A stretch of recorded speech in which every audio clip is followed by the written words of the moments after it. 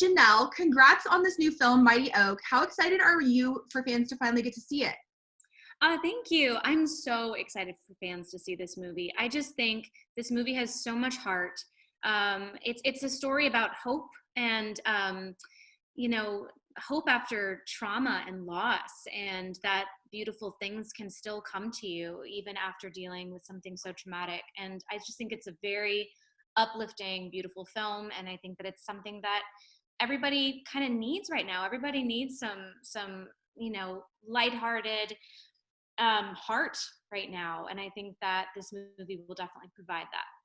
And then can you tell us a bit about the film and what fans can expect to see with the plot and with your character? Yeah, sure. So my character Gina, it starts with her, and you see her with her brother, who is the star of the band that she manages, and he is like her entire life. Like, they grew up in the foster care system. She's just basically taken care of him their entire lives. And then there is a horrific car crash. The brother dies. And then you see 10 years later how her life is sort of fallen into disarray. She's very lost without him, until just on happenstance, she meets this incredible little boy who's 10 named Oak. And he is just this music prodigy. And something about her connection with him reminds her so much about her connection with her brother that she starts to come up with this idea that it has to be somehow the reincarnation of her brother. And it's definitely like, there is definitely some faith themes in this movie. But really it's more about just like two broken people connecting and having this beautiful connection that seems so fantastical that she's almost hoping that there's a deeper meaning to it.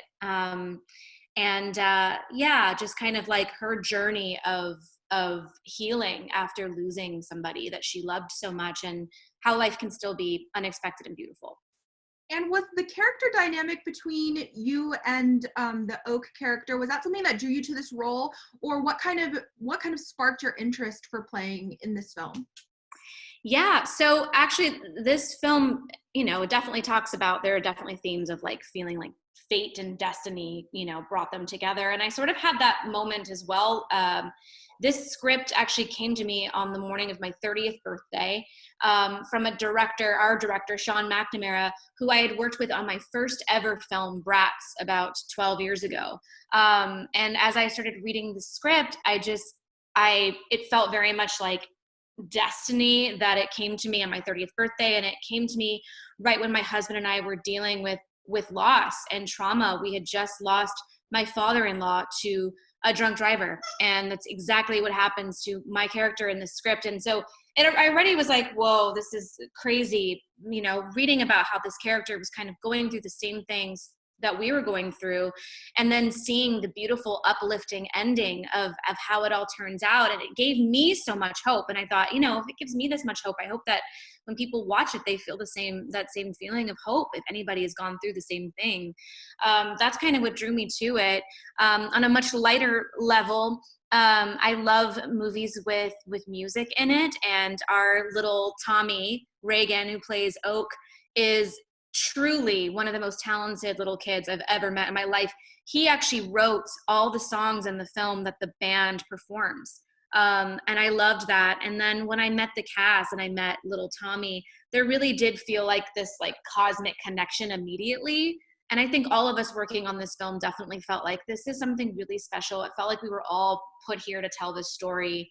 I know that sounds very new agey, but it is kind of a new agey movie. And I think that all of us in some way felt very connected to the script and the story that we were telling. Well, I'm so sorry to hear that about your personal loss, and I can't even imagine what that must be like to go through.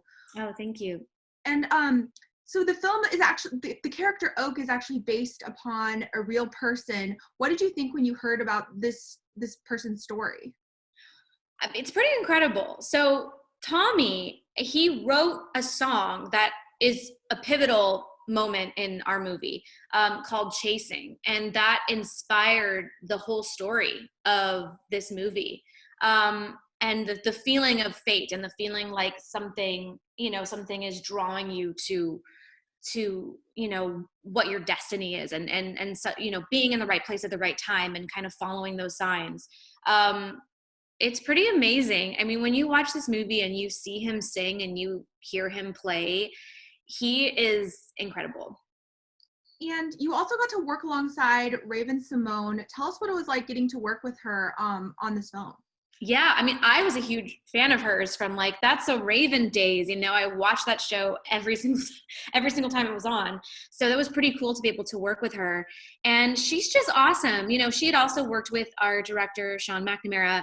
And from what I understand, he had called her and just said like, hey, do you want to come like do a couple days on our film? And she was like, yeah, sure. When do I leave? And it definitely felt like, you know, she was just sort of joining this beautiful family that we had already created. And she came on set, she was super cool. And I had like neck problems and I kept like, you know, massaging my jaw and my neck. She's like, girl, what's up with you? I'm like, oh, I don't know. I have like neck issues. She's like, come here. And immediately within 10 minutes of meeting her, she's like massaging my neck, like giving me the best massage I've ever had in my life, just like helping me out. Just that kind of person, just super cool, comes on set, doesn't even know me, and is like, let me do something for you. And we had a blast.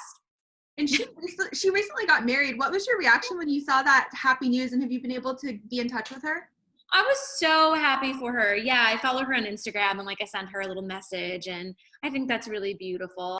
Yeah, I was so happy to see that Raven got married. It made me so happy, especially to see like something beautiful and wonderful and like this crazy time, you know, just made me feel so happy.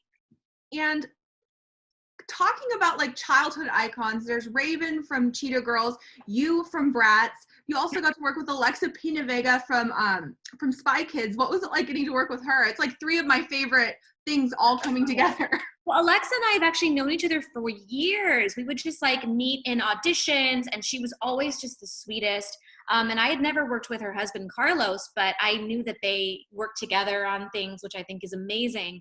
And so when I heard that they were both going to be in this film, but not playing love interest, you know, that he was going to be my love interest and she was going to be Oak's mom, I was like, that is so cool of like both of them, that they're just like, yeah, we'll take parts on films where we won't be necessarily love interest. And like working with them was so cool, watching them be so cute off camera, but then like as soon as the camera's rolling, you would never know that they were married when you watched our film. Like they're just both so good and so professional, and also just like the sweetest people in the world. So truly, we had 14 days to film this movie. That's pretty quick.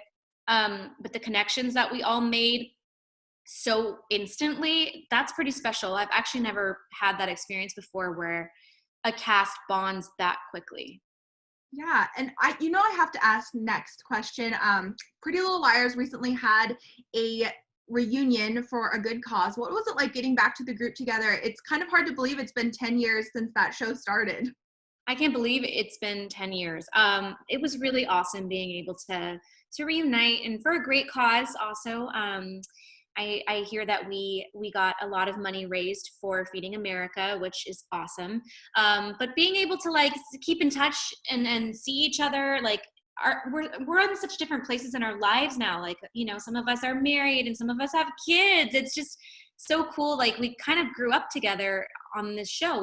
That was all of our 20s. And so now seeing everybody kind of in their different, you know, their next stage of life, it's pretty cool. It's really special to like see Shay with her little baby and like say hi to Troian's little girl. Like it's just really, really cool. Have you gotten a chance to maybe babysit for either Troian or Shay? Not yet, especially with all the pandemic stuff that's going on, but they're both so cute. I would say yes in a heartbeat.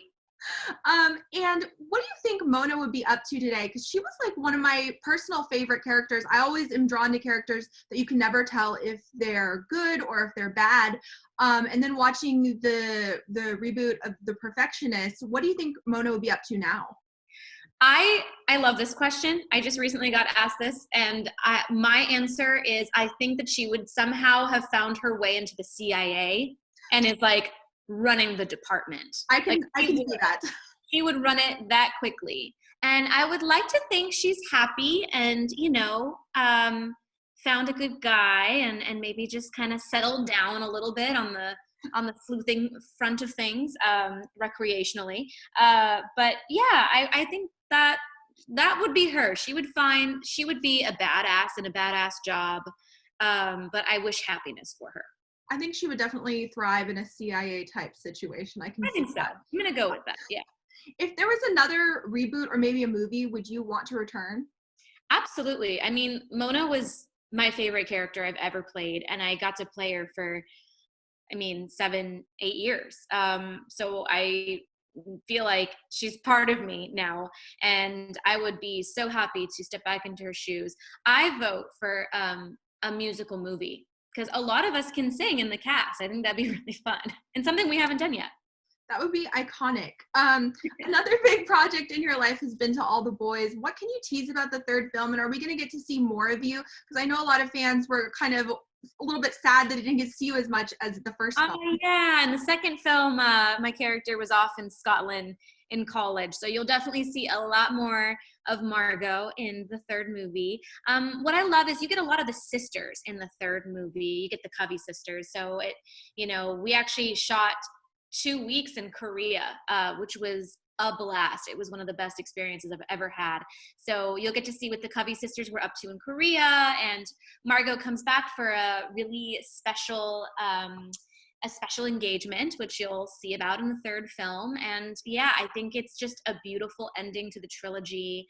I can't wait to see it myself, and I can't wait for fans to see it too. And you seem to have a knack for being a part of projects that really resonate with young girls. And I know a lot of them really look up to you. Do you look out for roles like this specifically, or is this just something that kind of happens naturally for you? I've never really thought about that. I guess I've been lucky that those roles have come to me. That's great. I know for me, just looking for projects, I'm always just looking for something that I feel connected to. And for To All the Boys I've loved before, I loved the family connection of all of that. I have an older sister. She's my best friend. She's my Margot. And that was something that really struck me when I read that script. Was I just loved how focused they were on family. And also, to have a film that has an Asian American lead, especially now when I haven't seen that much growing up. That was something that I really loved. And the fact that it's normalized in our film, it's not just a film where they focus on that. You're following a normal girl and her family and her love life, and she happens to be an Asian American, and it's normal and it's cool. And I loved that. I was like, it's time.